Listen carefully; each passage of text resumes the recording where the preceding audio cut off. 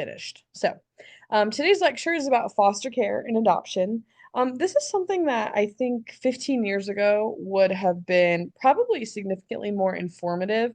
I think a lot of this information at this point is very well known and kind of general knowledge. I think a lot of people's families, or if not your own family, you probably have a family of someone close to you that maybe someone was adopted or maybe they were in the foster care system. I know I have a sister that was adopted, and through many close different babysitting jobs and different situations, I've worked with a lot of people who have been in the foster care system. So we're going to talk a little bit about the legality of this, and then, of course, as always, look through a child welfare lens of how can we help support children that are going through foster care and adoption.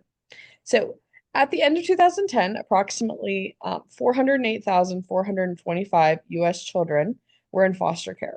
There's different types of foster homes. So we have crisis homes, family boarding homes, small group homes, specialized foster homes, kinship care, all different types. Really, it is trying to be as specific as possible for what the child needs.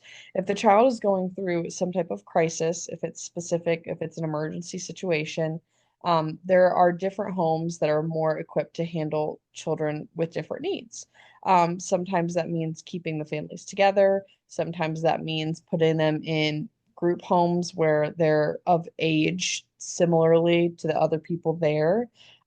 Maybe it's a specialized foster home system for someone with specific disorders or specific traits that would make them best fit for that type of room. Kinship care as well, that's always someone in the family starting that foster care process. There are a lot of different reasons that children enter foster care. We've talked a lot about these, and it's just that topic of like, what do you think? Well, we talked about the different types of abuses, neglect, physical abuse, sexual abuse, emotional abuse, psychological abuse, any type of abuse or a negative situation in which the child cannot have access to the basic human needs of safe house, safe mind, safe body, the adequate food and conditions a child needs to be successful, then that's going to be cause for potentially removing the child from the original home unit and placing them in foster care. You do know that the real point of child welfare and social work is that reunification, keeping families together and providing the services and being preventative. And so we're not having to take children out of the home. But if we have really great foster care systems, this allows the child to be removed from the home and gives the family or the additional people who are caring for the child time to take in those services and get better. And so that child can come back and be back in their original home. So if you want to become a foster parent, it is not very easy. It says it's not relatively uncomplicated task that it once was. So to now become a foster parent, there's this whole thing of recruitment. So it's hard to find people who are willing to be foster parents, especially with our current economy and our current political charges that are happening in America. It can become really difficult to find people who are willing to open their doors for basically any type of child. When you become a foster parent, you don't necessarily really know what you're signing up for. And thinking of this, like almost every child who is entering the foster care system is bringing in the baggage of trauma, abuse, neglect, malnourishment, all those things that would cause a child to be put into the foster care system. And so, if you're going to be a foster parent, you have to be ready to handle that and support that child, but then also know that now they're going to be essentially experiencing additional trauma. Even if you have an amazing house, like they have been pulled from their home situation and put in a new one, a lot of times that's not going to be a happy situation for them. And then that multiplies when it's just their fifth, their sixth, their 15th group home or placement. So if you want to become a foster parent, you have to do home study and training. And so this essentially is when there are many different trainings and licenses that you have to obtain if you want to be a foster parent. And then you have to have different people come and inspect your house, inspect your social media, look at you from 360, all the angles to make sure that when a child is placed with you, we're not going to be putting the child in a dangerous situation. Um, this is a good thing, honestly. This is a good thing. It's never a bad thing when we have too many checks in places, so that we can ensure that children are going to be entering safe spaces. So placement and follow-up. So once the foster child is placed in the home, there'll be follow-up visits with their case manager, their social worker who's specifically assigned to that child to ensure that their care is being taken care of, that they have adequate supplies, and that essentially their new placement or their foster home is a safe choice that's helping them grow.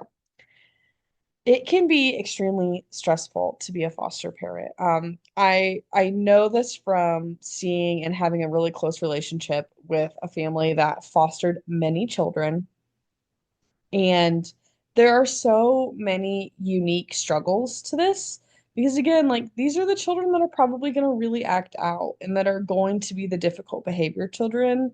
And it's not because they're difficult children, it's because they've been through really difficult situations. And so not only are you navigating that and trying to explain and help little itty bitty children through serious trauma that they've encountered, but they're also probably having regular family visits. And whenever they go to see their family and come back, that's that transition again. And that's that reality hitting them in the face that they don't live with mom and dad anymore.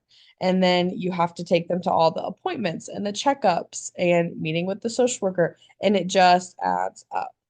So, in an ideal situation, we want foster parents that essentially are mini social workers. Like they are there trying to help the child navigate the trauma. They are there to love on the child, provide a supportive and loving home environment, but also be working towards that end goal of reunification or finding a positive permanent placement for the child.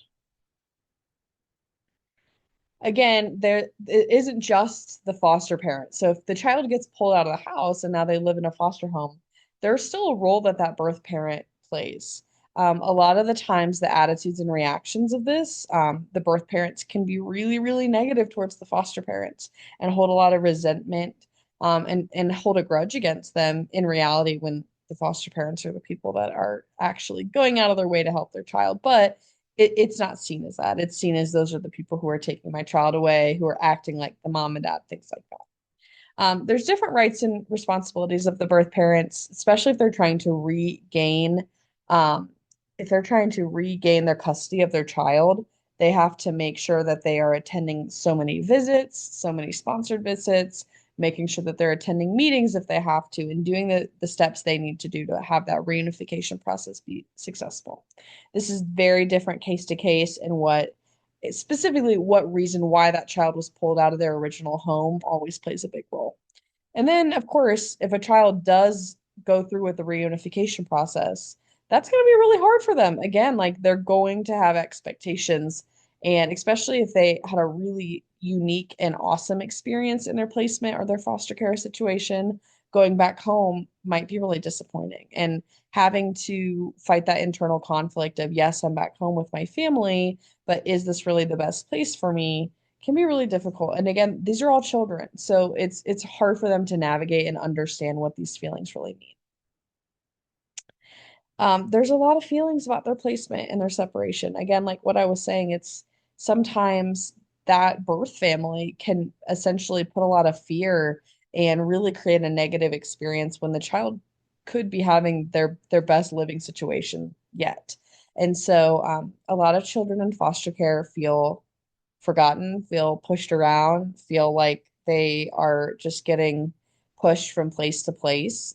You see on TV and in social media really a lot of negatives of the foster care system, people that are foster parents that take advantage of it, that do it for the checks, things like that. And so there's a lot of negativity in America around and surrounding the foster care system. When in reality, in its heart, it's really about people who are looking to care for children in a middle ground where they're not permanently adopting the child, but they want to make sure that they have safe residency until they find that permanency. Again, a child in foster care is going to have really strong feelings about their birth parents, about their foster parents, about what it looks like to be in foster care. If they're about to age out of the system, meaning they never made it back home, they were never adopted, and they aged out. So now they're 18, it's like adios. Like you no longer live in your foster care house that you have lived in. You no longer receive support. And who is your family? Like it's a very isolating thing. And then that idea of emancipation, which a lot of those older teenagers are interested in which they just cut all legal ties to their biological family. So again, the foster care worker, the social worker who's specifically working in foster care, they are looking for high quality homes and high quality people. They want to find people who are passionate about loving on children and making sure that they can find these safe and welcoming environments. The idea of the case management, that means that they're not just going to like dump a child in a house and then never see it again. Like they have to go and work with that child, talk with the child, make sure they're comfortable, continuously check up in the home to make sure things are running as they appear. And caseworkers also are working with birth parents, and foster children. They are the mediator between all three, trying to make it run as smoothly as possible. So, switching here and looking at adoption. So, a lot of people do foster to adopt, which means that they're going to be foster parents and they're looking for some foster children that maybe if they no longer are planning to be reunited with their original birth family, they're in the foster care system until they've been adopted. And so sometimes people foster to adopt. Adoption is legally sanctioned, which means it's a legal document saying that the rights of the child are being passed from one adult to another. There's two types. There's related and unrelated. And so this could be family to family or obviously family to stranger. There are single parent adoptions, international adoptions, independent adoptions, and then a lot of times agencies become involved with any of these. So, some issues and changes to adoption, specifically changes in types of children available for adoption. In America, the children that are able to be adopted, it's so interesting. You see so many people, especially in the early 2000s, adopting children from third world countries, adopting children from China and from Russia, and bringing in a lot of children from these international countries into America when in all reality, we have such a significant population of children who do not have families, who are living in the foster care system and have been for a long time, that remain looking for adoption opportunities. Obviously, if you are under the age of 2, your likelihood of being adopted is considerably higher. And then, of course, if you are a child with a disability, if you are a child that has had like negative health impairments, things like that, your availability and options for adoption are also decreased. There's a lot of controversy over agency assisted versus independent adoptions. So, independent is when you're just like putting your name out there looking for a family to adopt versus an agency signing up, paying the fees to kind of like be matched. So, again, like that rights of the child, the independent adoptions can get a little fishy because if you're just a person and you're just like online finding another person who wants to give their child away, like sometimes the legality of money can get involved and how are we going to make sure that the child's rights are protected? There's no follow-up services, there's no confidentiality. Obviously, with something as precious and important as a child, we're going to want to make sure that we have the legality intact. And so there's things written down to protect the child, no matter what the circumstance is. So, adoption participants, we have the birth parents. And obviously, this should be super self-explanatory. Maybe if you know someone who has participated in adoption, it has been in TV and films and all the things, but it can be really hard for people to make this decision. Maybe they're voluntarily surrendering, so maybe they understand that their situation isn't what it should be to have a child. Maybe they're abandoning their child, and maybe they just don't want to be a parent and they're just terminating that. But obviously, there's a lot of emotional distress that comes with that. Even if that's a really positive situation for you and you're happy to give your child up and have them have a better family situation, there's still a lot of emotional trauma that can come with that. And then, of course, the child who's going to always be thinking, why did my birth parents give me up? Which is additional trauma that that child is now going to be carrying. So, children, we have healthy infants. So, obviously, when you are adopted as a child, like for that process to work, you have to be healthy. And if there are additional health impairments or concerns, just makes it a little trickier. Older children and sibling groups are super, super difficult to get adopted. A lot of times, people want to adopt one child or a baby, and if you don't fit that very specific outline, you could be in the foster care system for a really long time. And again, medical and emotional problems, that's going to make it really difficult for the child to be adopted. And we still have a lot of children who are adopted from foreign countries. In America, we definitely have this kind of savior complex of the American way is the best way. And I think a lot of people see that when we look at high levels of adoption from foreign countries of even though we have children in America who are struggling, taking that opportunity to go and adopt a child from a foreign country, um, again, it's kind of that savior complex. So adoptive applicants, again, similar to the foster care situation, like we have to continuously recruit to find people who are willing to adopt children. We want to like get the full profile and know who they are and who's going to mesh well with them. And are they going to be able to successfully raise this child? And do they have the financial needs? And essentially fill out all those boxes to make sure that this match is going to work. Um, Thinking through again, like, are there going to be siblings that are involved? Is this a one child adoption? How is this going to look in the future? And then extended family. So, is this going to negatively affect the child's relationship with their previous family? What's that going to look like? Again, just really thinking about the family and that matching placement with the person and the child and making sure that's going to be a good fit. So, similar to foster care, we have a home study, then they get placed. There's some different types of adoption that we're going to go into detail here on the next couple slides. But there's also disruptions that can occur. So, an adoption disruption is when they are removed prior to legalization. And so maybe like the child is there, it's no longer legal, and the child gets taken out of the situation. Again, just think about all the trauma that could be involved for a child with that.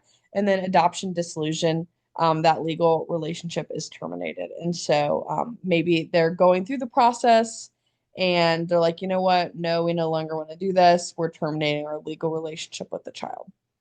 So the three types of adoption, we have closed adoption. This is no contact, sealed records.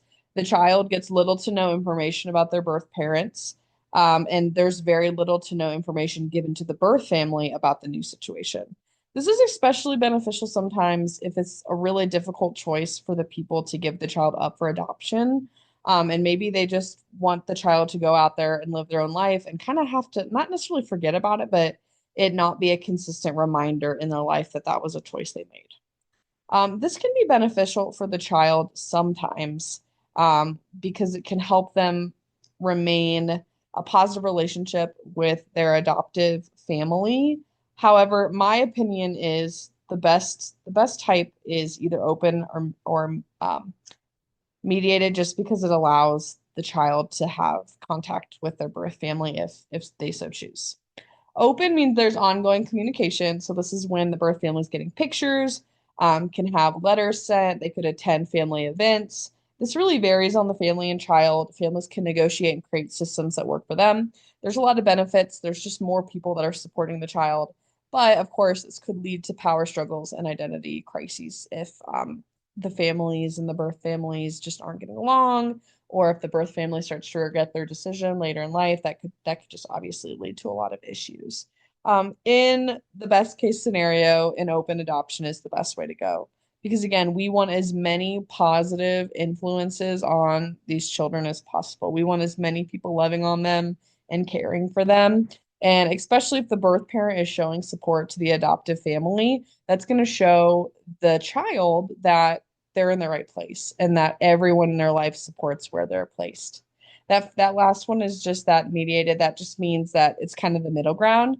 It's really all about that third party facilitator. So there will be some information shared between the birth family and the placement family, but it's all through a third party facilitator. So there's not a lot of those like meetings. It's not as much of the family atmosphere. It's definitely more of like a business transaction, and so they can still get updates, but it's not necessarily as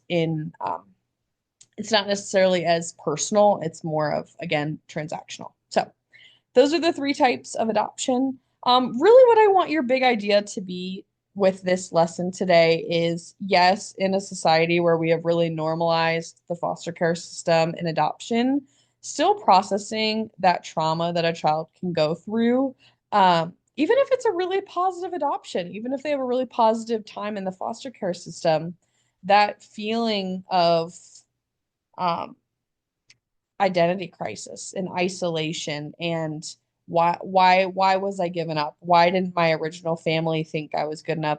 That plays in their mind a lot. And especially as a child, when your self-conscious is so fragile and how you feel about yourself is so fragile, having that play in the back of your mind or being in different foster care homes or experiencing the different traumas that could be related to this can be really difficult.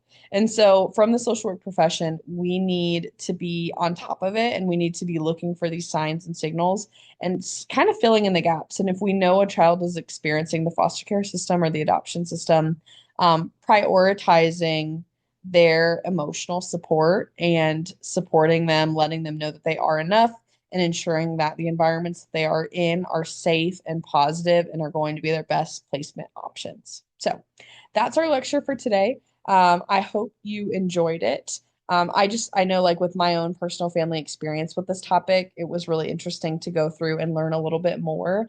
And I hope that you felt the same way today. Again, all you need to complete for this week is your lecture quiz worth 5 points. Finish it after you watch this, and then your reflection over the Bruce Perry chapter. I hope that you guys have a wonderful week. Thank you for viewing. As always, if you need anything, let me know.